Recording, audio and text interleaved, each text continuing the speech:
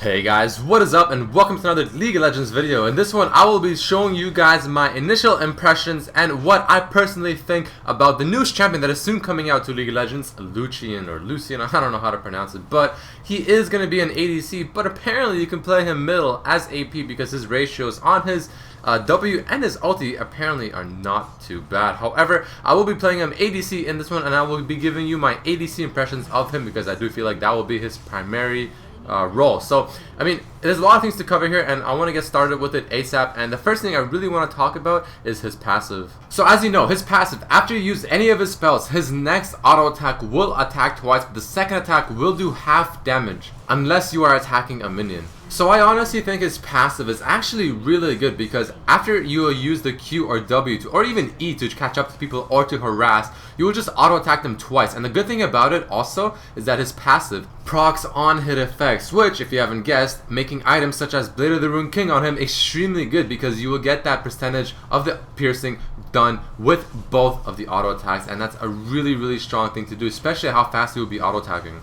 On top of that, Blade of the Rune King gives him extra attack speed for his ultimate because his ultimate is dependent on his attack speed. The more attack speed, the more shots that will be fired from it. Alright, so let's talk a bit about his Q ability. So his Q ability is pretty much a medium range harass or poke, and it's not too bad to be honest. The damage isn't bad, it pierces through, but the one thing I find weird about it is the fact that the Q is not a skill shot, it is actually a target. Now you might be thinking, oh, you know, this is a good thing, isn't it? Well, I don't think so, because since it's a target ability, you can't use it to hit people blindly, for example through a bush, because you obviously can't target anything there. You can't really use it to try and get someone at the max range to maybe just poke with them, you know, just as far as you can. You have to use it on someone and you have to be within a specific range in order to even cast it, let alone, you know, try maybe harass someone just, you know, based on your own skill shots, which I personally don't like. I like being able to use the Q on the ground and then having it, you know, maybe hit someone at the max range rather than hit it, you know, in the middle of the Q, because that's the only range you can actually use it to begin with. So that's my only kind of negative thought about the Q. I personally rather would have it to be a skill shot, but other than that, you know, it's not too bad.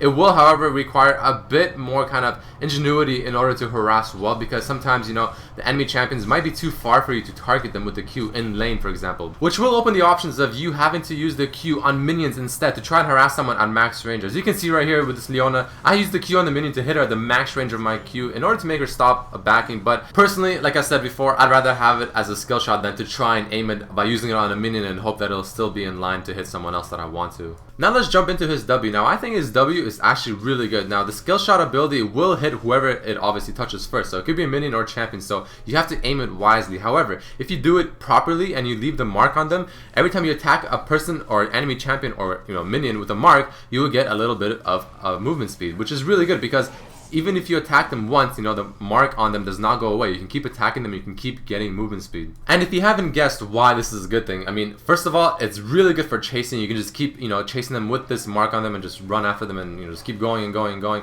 And also, it's really good if you're being chased because you use the mark on them with the W and then you just orb walk them, which is, if you don't know, is when you move backwards and you click, move back, click, move back, click. It's pretty much you're canceling your attack right as it finishes and you keep moving really fast, and it's really good for kiting. On top of that, his W is really good for scouting. Now if you use it in a bush, it does not reveal the bush, but however, if you use it in it and, you know, there's someone actually standing, it will hit them and it will reveal the people that are standing within it. So it's not super good in terms of revealing everything within the area, but if you hit someone and someone's actually in there, which is really where you're checking for, it will reveal them. So I mean, in that kind of sense, it does do its purpose in terms of checking for bushes for enemy champions. Now let's jump into his E, which I think is mediocre. It's honestly like a bad version of Graves' E. I mean, even though his E removes slows, but not stuns or anything like that, or roots, just slows, I mean, it's okay. The only thing that I like about it is the fact that it can be used with your ultimate in order to chase people down while you're channeling your ulti, or while you're channeling your ulti while being chased, you can E backwards and, you know, can still keep going with it. So those are the main things I really see that are good about his ultimate, other than, of course, you know, using it to either reposition yourself, to try and kite, to try and chase, or to try and maybe dodge a skill shot, which, you know, any ability like this can do.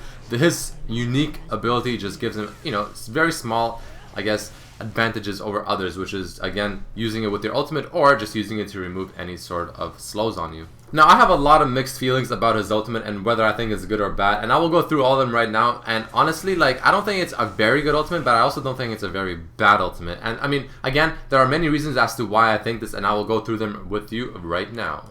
So the first reason, and this you'll see this exactly in this video, is that his ultimate, when you use it in an area or on a champion to try and channel it, it will only attack in that specific area. Now the range on it is pretty good, but in terms of just constantly barraging someone with the ultimate without them just pretty much walking away or just completely dodging or just moving to the side and you being able to follow them with it, it can be very difficult and it can prove to be extremely troublesome. So that's the one thing I don't like about it. If you're going to be using his ultimate, I think his ultimate only has really two good scenarios to use it. The first scenario is if you're chasing someone. You want to use it when they have very little time or options to try and dodge it. So again, when you're chasing someone, they can't really dodge it, they can't really sidestep as much because, you know, they don't have much place to go. So as you're chasing them with the ultimate, you can also use your E and all that good stuff. So it's not too bad if you're doing it like that. Or the vice versa of what I just said, and that is if you're being chased, it's pretty good because again, they're not going to be moving side to side too much because, you know, they don't have that much option as opposed to if it's a completely even fight.